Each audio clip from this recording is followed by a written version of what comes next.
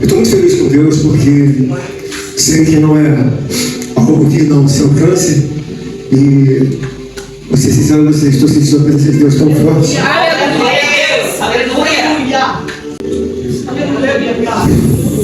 Glória a Jesus! Glória a Deus! Aleluia! Glória a Deus! Glória a Deus!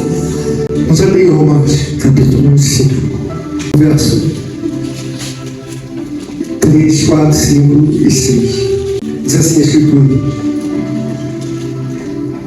e não somente isto, mas também nos gloriamos nas tribulações, sabendo que a tribulação produz a paciência a experiência, e a experiência a esperança.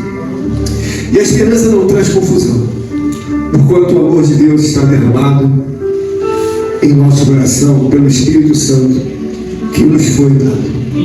Porque Cristo, estando em nós, ainda fracos, morreu a seu tempo pelos ímpios.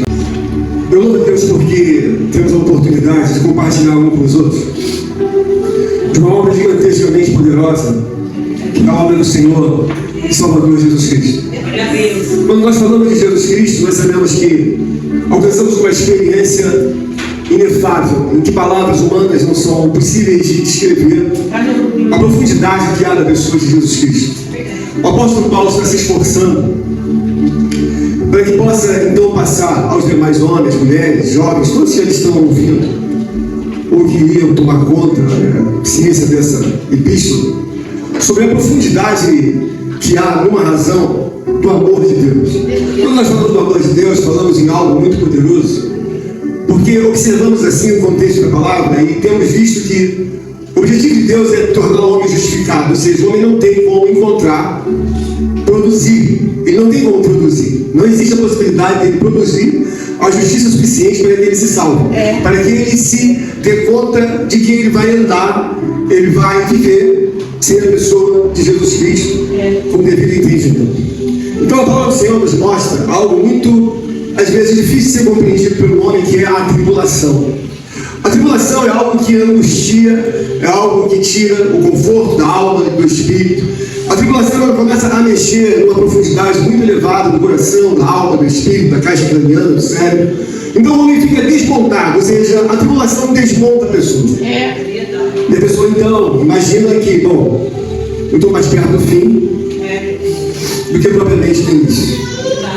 Mas quando nós olhamos para a palavra de Deus, nós vemos Paulo com uma intimidade, nós vemos Paulo com uma convicção, nós vemos Paulo com uma fé muito grande de que ele entende realmente daquilo que está fazendo pelo onipotente Espírito Santo. Então, o primeiro texto lido, ele diz: não somente isto, mas também nos gloriamos nas tribulações, porque há uma certa momentânea, um prazer glorioso de estar na tribulação. Quando nós estamos na casa de Deus, nós devemos ver o seguinte: os nossos irmãos, como eu digo inúmeras vezes, cada um tem uma idade espiritual, uma idade física, cronológica, mas a necessidade de ver que a tribulação não é esse bicho papão que todo mundo imagina que seja. É verdade. A tribulação é algo da parte de Deus, que nos ensina a ver que do zero nós vamos começar, porque estamos desmontados na tribulação, na angústia. Mas quando nós olhamos para a palavra de Deus, nós vemos que Paulo está remontando de uma forma muito gloriosa, de uma forma muito poderosa, a razão das coisas começarem na tribulação. Aleluia! Na nossa vida espiritual, nós olhamos e vemos que há necessidade de olhar para fora e ver aquilo que, na verdade, tem que vir de fora.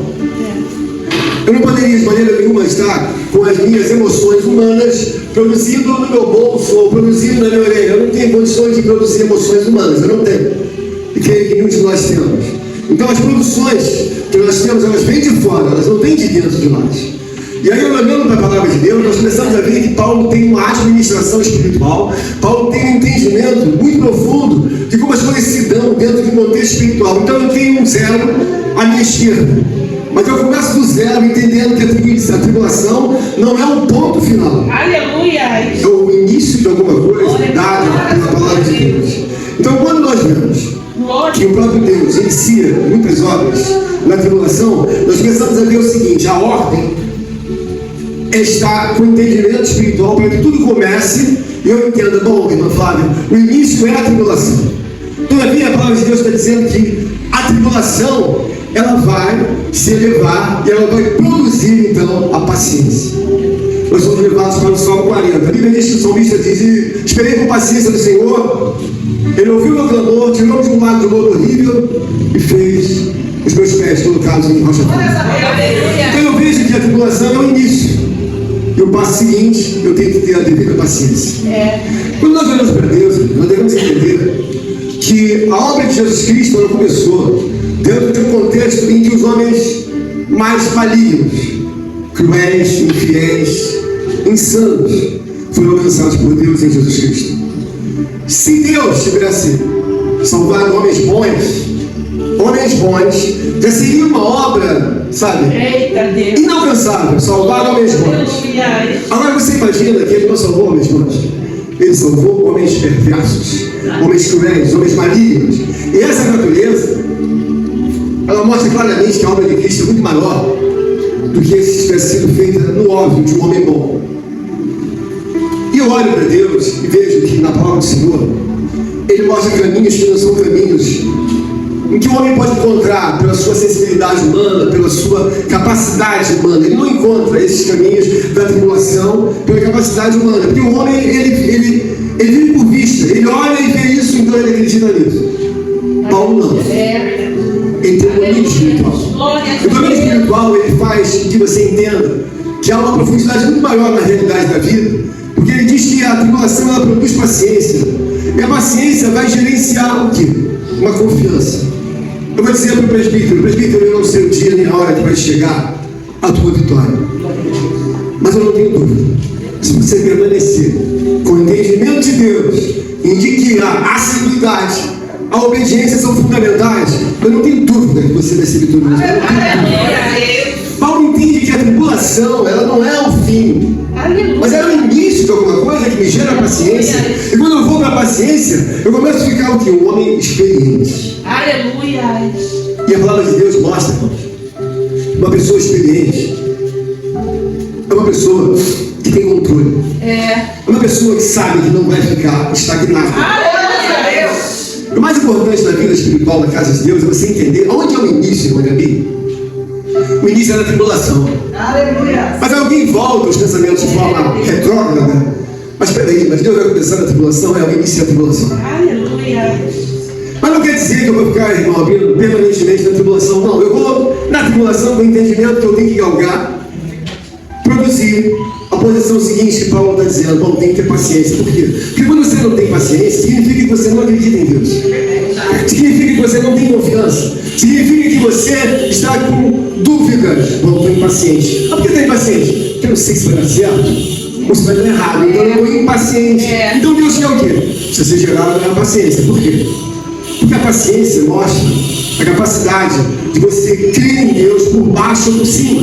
Porque quando está tudo pronto, tudo feito, você está dentro de uma obra confortável. Bom, estou com saúde, estou com dinheiro, estou com emprego, estou com mulher, estou com filho, estou com casa, e aí? Eu estou numa aparência tranquila. Espiritualmente, irmãos, a fé é algo que você produz de uma forma muito gloriosa quando você ouve a Deus.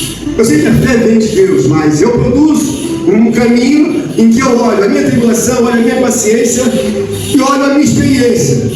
Ou seja, a minha experiência me dá a segurança de dizer: Laura, faz esse caminho, vai dar certo. Irmão, não tenha, faz esse caminho e vai dar certo. Aleluia. Mas como assim o senhor pode afirmar isso? Irmãos, não são poucas as experiências espirituais que me levem a defender, assim como Paulo está defendendo, a realidade de fatos que se consolidam, que se materializam. Mas quando é que ocorre a consolidação? Quando você entende que tem uma experiência. E a experiência me faz falar o quê? Então, pode replicar, porque dá certo. Aleluia. Eu vou dizer uma coisa para você, como isso é bom você entender da parte de Deus. Porque você sente um gozo, uma alegria, uma satisfação de entender que a obra que Deus nos coloca para poder compartilhar com os irmãos é uma obra, irmãos, que se torna infalível.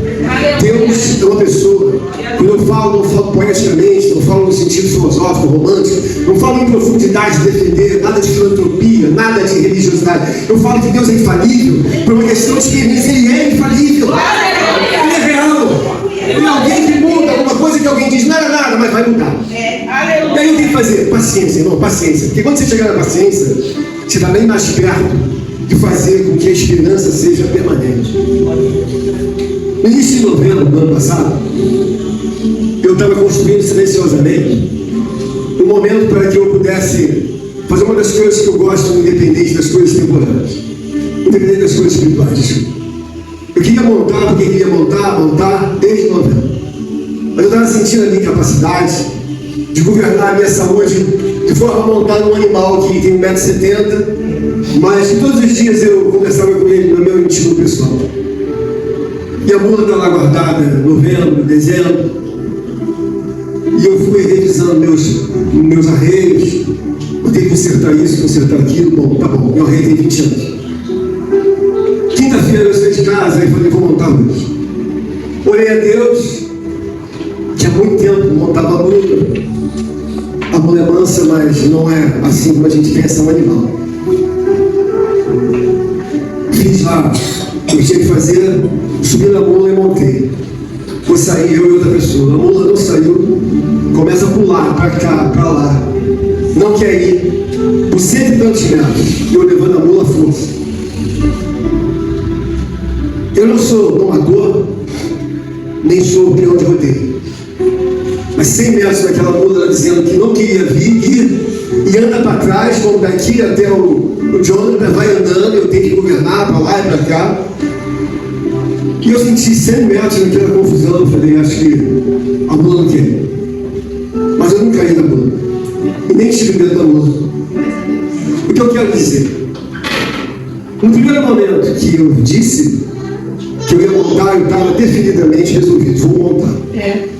Não temi. Montei, saí, e a mula disse, eu não vou. Quando chegou lá na frente, passado mais de 100 metros de muita indignação, a mula quer subir nesse morro, quer descer, quer andar de costas, quer andar de lado. Meu estribo arrebentou do nada. Eu entendi, Deus está me dando um sinal que é para eu voltar. Eu não fiz nada. Pedi o rapaz, pega o estribo que eu vou voltar. Deus está dizendo que é para voltar. Não vou mais à frente com a mula. Glórias a Deus. Com 30 segundos a mula fez 150 metros, assim, cheguei, com alegria. Eu fiquei triste? Não. Glórias a Deus. Aleluia. Eu entendi que Deus está me dizendo, volta. Porque o estribo daquele de couro não arrebenta nunca assim. O que me fez trazer esse momento para vocês? A experiência. Eu já montei mais de 30 ou 40 mulas e burros. Aquele dia era um dia de experiência. Então era a experiência de 30, 40 animais que cada um tem um comportamento. 30, 40 animais durante a minha vida. Quando eu montei a primeira vez em mula, eu devia ter 6 anos de idade. O texto está dizendo que Paulo fala que a tribulação, ela produz paciência. Aleluia. E quando eu estou em Cristo Jesus, eu estou querendo dizer para os irmãos que não foram uma nem duas vezes que eu tive em tribulação. Mas aí eu tenho que galgar os ensinamentos espirituais de alguém que é aquele que tem muito mais experiência do que todos nós, o apóstolo Paulo. Glórias a Deus. Ele está dizendo de uma forma muito gloriosa que a tribulação produz paciência, e a paciência, ela gera experiência. Quando eu voltei, eu entendi tudo que a mula está falando. Quando eu estou montando, eu estou entendendo. Ela está dizendo, não quero sair daqui, aqui eu tenho água, aqui eu tenho comida, aqui eu fico com meus amigos. Eu não quero sair daqui, eu queria tirar ela dali. Mas não precisou bater nem maltratar. Então eu vi que uma luta de 500 quilos, e eu com 100, quem vai perder sou eu. Ela tem 500, eu tenho 100, quem vai perder a luta, irmãos? Sou eu. Então eu não irrito ela ao extremo. Fizemos um acordo, Deus deu, a ordem volta. Eu voltei. Glórias a Deus. Quando você ficar na presença de Deus, você deve entender que é uma coisa incabível, uma coisa absurda, você imaginar que diante de um plano de Deus, em que Ele diz que a tribulação, ela gera paciência, a paciência gera a experiência vai gerar a esperança. Aleluia. Mas por quê? São inúmeras vezes que eu coloco meu joelho no chão em meio à tribulação. Não são uma nem duas vezes, são várias. E aí pela tribulação eu falo, eu venho para mim. O que você faz? Você começa a santificar. Por quê? Porque o mundo espiritual, irmãos, ele se resolve de uma forma soberana. Quando as pessoas olham para o entendimento que Paulo está falando, nem todos vão compreender isso. Mas, pastor, tem que esperar, tem esperança. Irmãos, entenda bem uma coisa. O mundo espiritual de Deus é muito sólido. E a obra de Deus é observar os fundamentos que estão em Cristo Jesus. Olha para Cristo, onde começa tudo? Então, na palavra diz que tudo começa no nascimento. Mas a razão maior do governo de Deus em Jesus Cristo começa na tribulação. Meu Deus, aleluia. Não começa na alegria porque ele nasceu. Não, ele vai começar Aleluia. a obra de Deus na vida do homem. Quando você olhar e ver que os homens imaginam que triunfaram porque mataram ele, Deus está dizendo, irmã, ali é o começo de tudo. Aleluia. Na tribulação. A nossa vida espiritual, irmãos, ela é repleta de muitas obras de incapacidade humana. E a pessoa fala, bom, vou fazer. Não, amigo, você não vai fazer. Por quê? Porque o mundo espiritual de Deus é muito mais sólido. Eu compreendo claramente que eu nunca vou ganhar uma luta com uma mula. Quiçá eu vou prevalecer em Deus. Deus. Se eu não entender que o espírito do homem é muito, mas muito insignificante perante o espírito de Deus. Glória a Deus, aleluia. Se você entender que o espírito do homem é o espírito do homem, e o espírito de Deus é muito maior, porque você está falando de alguém que domina o universo, você está falando de alguém imortal, que nasce e morre, não sabemos o dia, a hora, não sabemos a hora que vai adoecer, e não sabemos a hora que vai esmorecer, ou cansar, ou envelhecer, mas que vai. Mas e Deus? O espírito de Deus não envelhece. Aleluia. O espírito de Deus não adoece. Aleluia. O espírito de Deus não entra em fadiga. O espírito de Deus, ele é onipotente, onipresente, ele é perfeito. E aí eu olho e vejo a distância e a discrepância em que Paulo traz as razões aonde tudo começa. Ele diz aqui no texto, e a paciência, a experiência, e a experiência, a esperança. Nós temos que entender o seguinte, não há nada de errado quando você começa a colocar diante de Deus o início de um caminho. A nossa vida espiritual, ela pode estar aparentemente um pouco mal resolvida, porque você tem a sua insatisfação. Mas se nós colocarmos tudo na devida ordem bíblica, eu começo a sentir algo que vai além da minha capacidade humana. Todas as vezes que nós colocamos os nossos joelhos no chão, é muito importante você saber, porque você vai olhando, irmão José. É muito importante você saber isso, e eu demorei muitos anos para entender isso. Eu não estou orando porque Deus me mandou orar. Eu não estou orando porque é um ensinamento bíblico que eu tenho que orar. Eu estou orando com entendimento. Porque a partir do momento em que a doutrina é dada, a doutrina te ensina. Você deve entender que Paulo fala do amor de Deus. Paulo fala de algo com amor. Não é algo que você faz sem amor. É algo que você faz com amor. Então o amor de Deus mostra o quê? Que se Deus salvou homens simples, se salvou homens cruéis, agora você é uma nova criatura. Então se Deus amou os ímpios, que sabe você que é uma nova criatura em Cristo. Deus ama você. Aleluia! Glória a Deus. Mas não tinha, pastor, que eu erro. Irmãos, nós erramos porque há um momento que você não deve confundir a bondade de Deus com a libertinagem humana. Deus é uma pessoa boa, Aleluia. mas não é libertino. Deus é uma pessoa boa, mas Ele não vai deixar você se sobrepor sobre Ele, porque senão Ele fica um Deus injusto. Então o fato dele ser bom, Paulo entende, bom, Ele derramou o seu amor por todos nós. Aleluia. Mas o fato dele ter amor não quer dizer que ele tenha uma dubiedade com a libertinagem. Bom, libertinagem é uma coisa, desobediência é uma coisa, falta de temor e assiduidade é outra coisa também que aborrece a Deus. Então por que nós olhamos e vemos Paulo defender o amor de Deus? Aleluia. E a esperança não traz confusão. Ou seja, a esperança em Deus, mas como assim, pastor? Não traz confusão? Estou passando por isso, amigo.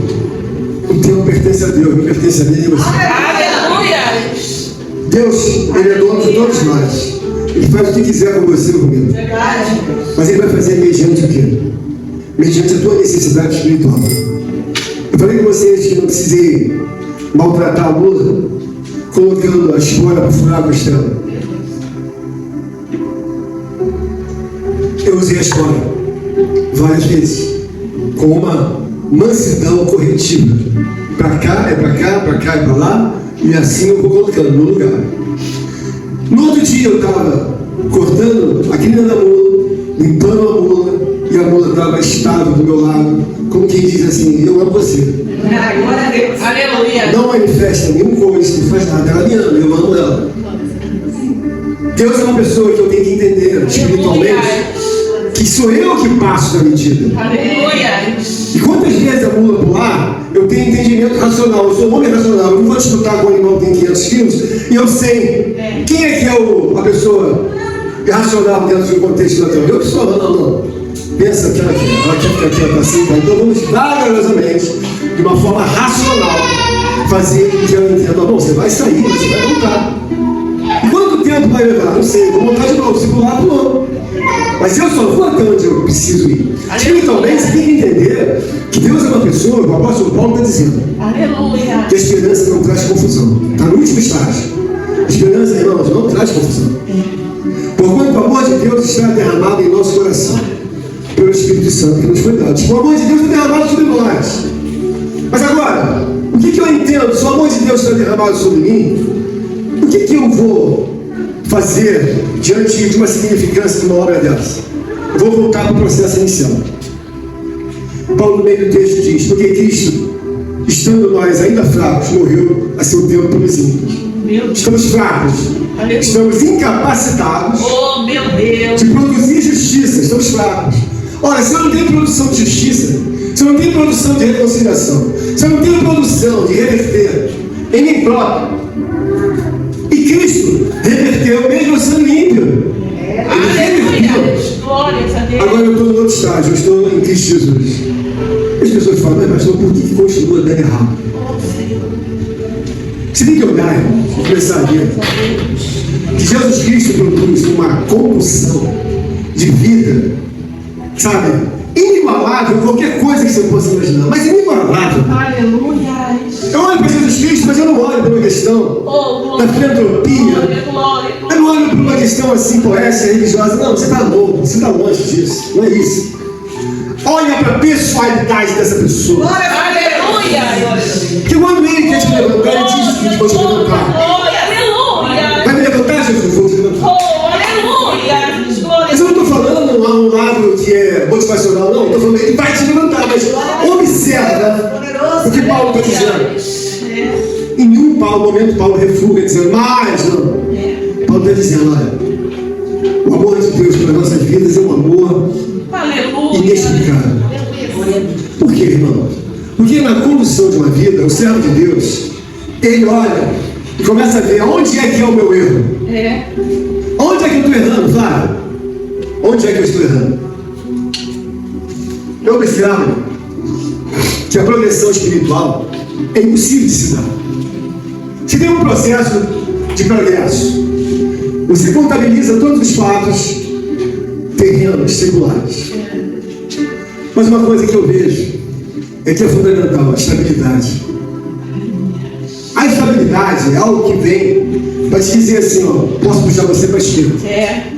Te puxo para a direita, para cima, para baixo. Mas daí, você não cai. Aleluia. Glórias a Deus. Você não cai? Não cai. Por quê? Porque em associação com a assiduidade espiritual, eu entendo que eu vou ter estabilidade. Então eu olho e quero deixar um exemplo para você, que a mula pulou, esferregou de um jeito, ele vai cair. Porque o animal vai andando daqui de trás para lá, se você não tiver mão, ele vai dizer, você vai andar de frente é fácil. Vou andar de costas para lá, ela vai aqui. Meu Deus. Eu olho para os olhos, não tenho olhos atrás, eu tenho olho na frente. Então o que acontece? A experiência me diz, põe para cá, põe para cá, põe para lá, e resolve. Então dá o quê? Estabilidade. A experiência espiritual me faz ser estável. A experiência me diz, bom, tá difícil? Tá. O que você faz? Eu busco mais a Deus. Por quê? Se eu não buscar a Deus, eu não vejo estabilidade. Aí eu lembro e vejo Deus. Por que será que Moisés, quando desceu, a Bíblia disse que não podia olhar para Moisés? Tamanha era a luminosidade, o brilho, a força de Deus na vida de Moisés. Então não podia nem olhar para ele. Moisés estava repleto da obra divina, sagrada, da presença de Deus, a ponto de brilhar tanto que as pessoas não dá para olhar ele, por quê? Ele brilha demais. Espiritualmente, hoje é um dia que nós devemos entender que quando você olha para Cristo e começa a criar experiências, você vai ver que eu não falo nada demais para você. É simplesmente você que nunca experimentou, nunca vai experimentar. Aleluia. Houve um tempo em que eu lembro que a irmã Laura fez uso, não sei, posso estar errado, de uma experiência muito grande com Deus. Ela chegou a jejuar 85 dias. Ela foi persuadida por algum ensinamento que jejuar era bom. E simultaneamente o marido dela, que nem jejuava, começou a jejuar também. Porque alguém, estou em jejum até não sei quando. Alguém começou a jejuar, não sei. Quem tem isso? Glória a Deus. Quem viu daqui? Ele viu que produziu o resultado. Mas se você Deus, que não olha para a Escritura e não vê a profundidade da tribulação, ela vai espancar. E quando ela chega mais perto? Quando você tem paciência. E quando ela chega mais perto? Quando você tem experiência. E quando ela está perto realmente de ir embora? Quando você tem esperança. glória a Deus. Então o que você vê na casa de Deus? Onde está meu erro? Aleluia. Normalmente o meu erro, ele está dentro de um entendimento em que eu conduzo a vida com a minha sabedoria humana. Eu não conduzo a vida pela Escritura. Chega um momento que eu fico impaciente. Chega um momento que eu acho que sou dono de mim próprio. Chega um momento então que eu começo a descer. Mas você estava tão bem aqui na esperança, bem na esperança. E aí? Comecei a descer. Meu Deus. Por que isso ocorre, irmãos? Essa topos, fomos. Topo, fogo. Meu Deus. Eu preciso alcançar estabilidade. O que eu não tenho? Eu não tenho estabilidade porque eu não tenho assiduidade. Porque se eu tiver assiduidade com Deus, eu vejo que Paulo não abre mão de maneira alguma de dizer que Jesus Cristo conduz uma vida inigualável. Porque, pastor, é o quê? É uma experiência inigualável. Ou seja, você começa a entender que é algo infalível você seguir a Cristo. Aleluia. Pastor, repete o que o senhor disse. É algo infalível. Aleluia. Por que não fala? Aleluia. Mas no meio da caminhada, Aleluia. eu começo a ver que a sublimidade é algo, sabe, muito glorioso, admirável. Eu fico vendo a sublimidade de Deus aqui, então é admirável. Glória a Deus. Por quê? Estava no céu. Estava morto em tribulação. Estava tendo uma situação que eu olhava, eu falava para minha mulher, eu falava para meus filhos, eu falava para meus amigos. Então, o que eu estou é irreversível. Mas como assim irreversível? Não tem como mudar isso. Quando nós olhamos para Cristo, com uma fé, com uma obediência, com assiduidade, tudo o que você pensar, esteja onde você estiver, o amor da pessoa de Cristo por você, pela obra, considerando que a Bíblia mesmo está falando que nós éramos fracos e Ele nos resgatou no tempo em que éramos ímpios. Então Ele olhou falando, piedade total. Eles não vão reverter isso nunca. Por quê?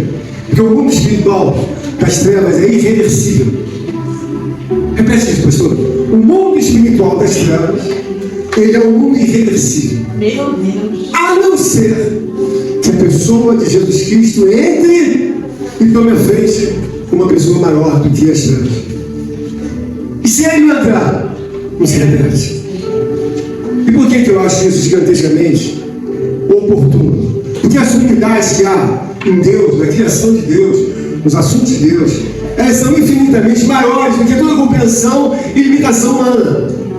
Você não consegue ver como Deus, Ele transcende. Deus. Ou seja, olha para Cristo e veja sublimidade. Aleluia. Você vai orar, vou. Aleluia. Se eu ficar aqui orando 5 horas, eu não sinto 1 minuto cansaço. Glória. Basta eu levantar para dizer assim, pastor, o senhor já não tem aquela saúde que eu tinha. Mas daí, o que compromete isso? Eu ouço Deus dizer para Paulo, a minha graça te basta. Glória a Deus. Eu posso estar comprometido na minha saúde física, biológica, temporal. Eu posso ficar aqui 3 horas pregando. Mas espiritual, pô, eu estou totalmente, Aleluia. sabe, em concordância com Deus. Aleluia. Está revoltado com Deus? Não. Está triste? Não.